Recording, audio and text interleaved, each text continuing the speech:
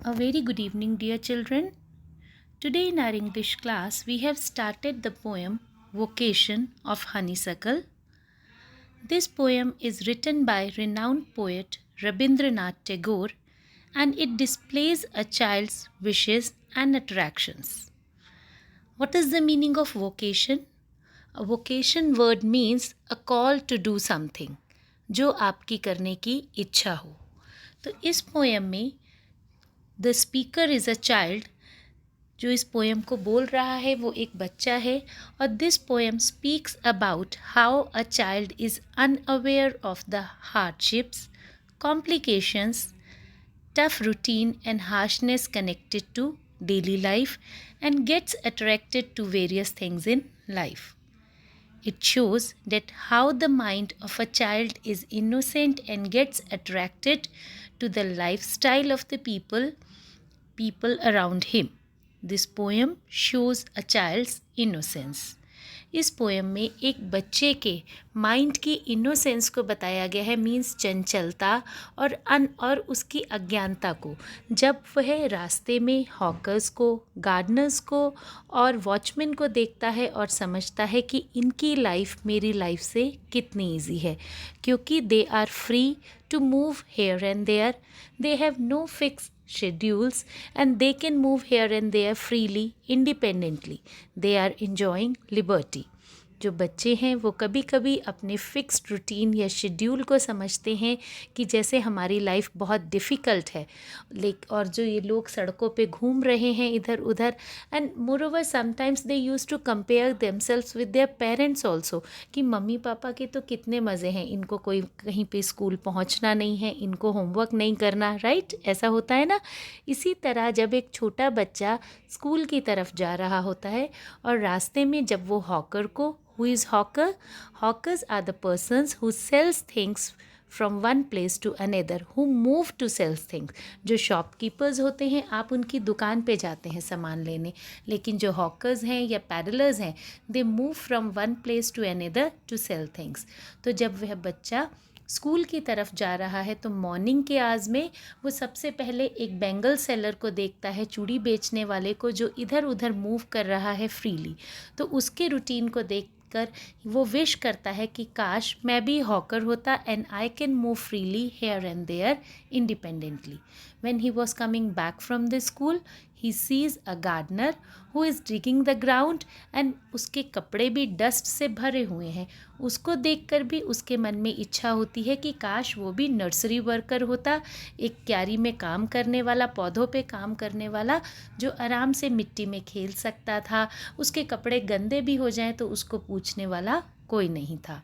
शाम को जब उसकी मम्मी उसको कहती हैं कि जाके सो जाओ, और वो विंडो से बाहर देखता है, और विंडो से बाहर देखने पर जब उसको वॉचमैन दिखाई देता है जिसके हाथ में एक लालटेन है, और जिस लालटेन ले को वो इधर उधर हिला रहा है, और लोनली एंड डार्क स्ट्रीट्स पे, लेन्स पे वो घूम रहा है रात को अकेले, and his shadow is chasing him as if he is playing with his shadow.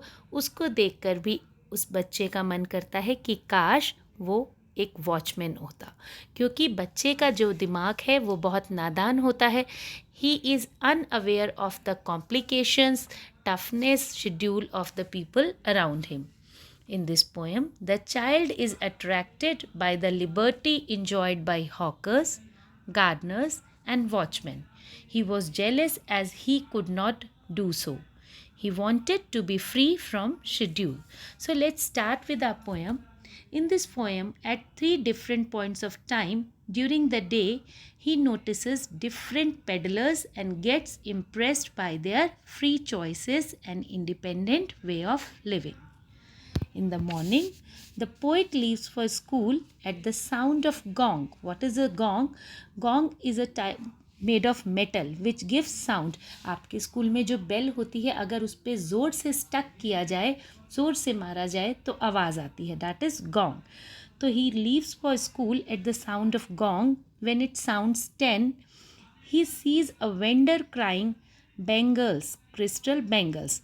The child wishes he could be a paddler and move here and there freely without any restrictions. He was impressed by the freedom. उस चूड़ी वाले को देखकर, जिसके पास crystal की चूड़ियाँ हैं, crystal means ऐसा मेटल है जिसके आर पार दिखाई देता है, तो उसको देखकर उसका मन करता है कि काश वो भी चूड़ी बेचने वाला होता, जिसका कोई फिक्स शेड्यूल नहीं है, उसको किसी भी एक फ़िक्स टाइम पे, जैसे उस बच्चे को on time he has to reach to school, इसको कहीं भी टाइम से नहीं पहुंचना है. He is free to move anywhere in the streets. He wishes that he could be a hawker. Then when in the evening, while returning from the school, he sees the gardener who is digging the ground and again moving freely like hawker. उसके बाद वो gardener को देखता है, जिसको देखकर उसके मन में फिर इच्छा होती है कि काश मैं गार्डनर होता, मैं आराम से मिट्टी में खेलता और आराम से इधर उधर ग्राउंड्स में घूमता. He again wishes he could be a gardener or nursery worker and he wished to play in the dust. अब पोइट, आप लोग अगर कपड़े गंदे करके घर जाते हैं, राइट, तो आपकी मम्मा पूछ लेती है ना कि कपड़े कहाँ से गंदे किए, कितने मैले हो रहे हैं, इनको कौन साफ़ करेगा.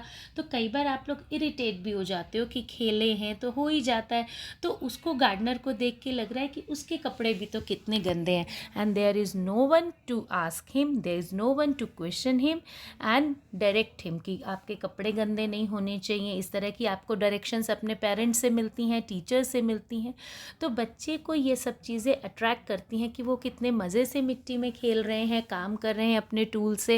And he, no one is there to say him कि why you are so sweated, तुम्हें इतना पसीना क्यों आ रहा है, why you are baked in the sun, आप कई बार धूप में खूब खेल के जाते हैं, आपने इंजॉय किया होता है. वेयर इज़ योर पेरेंट्स से कि देखो you are baked in the sun, धूप में इतने काले होके आ गए हो.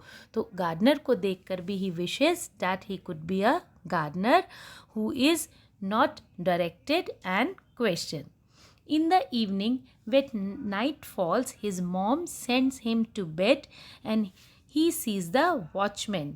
He wishes he could be a gatekeeper so that he could also move here and there in the streets at night freely, running after his shadows with the lantern in the hand.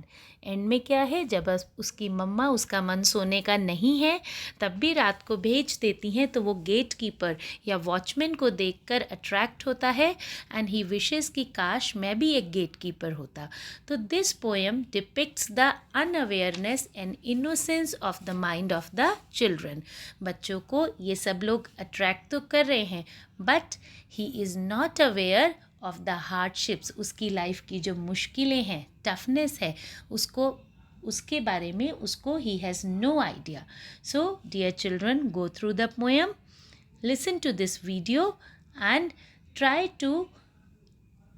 try to summarize the poem in your own words after listening to this video. That's all for today. Bye bye. Take care.